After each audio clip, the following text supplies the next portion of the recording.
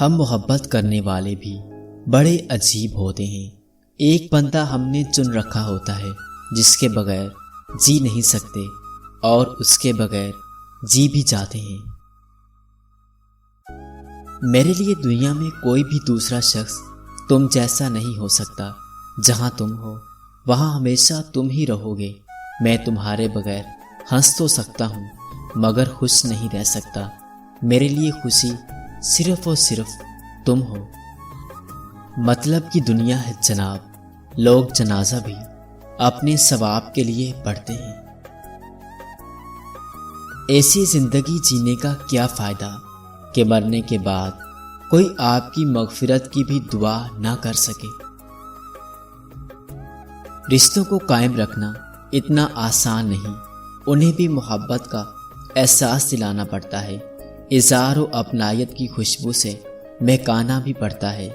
رشتوں کو قائم رکھنے کے لیے دونوں اطراف سے مثبت سوچ اور کوشش سب سے ضروری ہوتی ہے، تو رشتے بدمزہ اور بدشکل ہو جاتے ہیں۔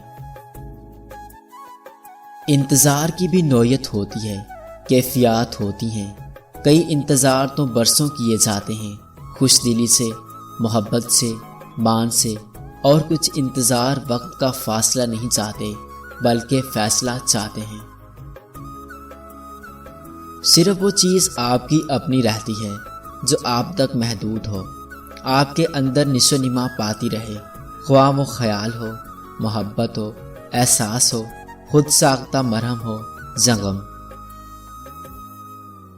تھک جانے اور ہار جانے میں بڑا فرق ہے۔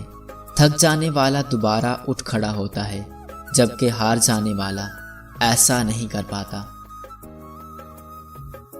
دکھی ہوتا ہوں اسے دیکھ کر کہ کچھ لوگ اس دنیا کو ہی سب کچھ سمجھ بیٹھتے ہیں، اور افسوس ہوتا ہے ان کو دیکھ کر جو لوگوں کی زندگی جہنم بنا کر جنت کی امید لگائے بیٹھے ہیں۔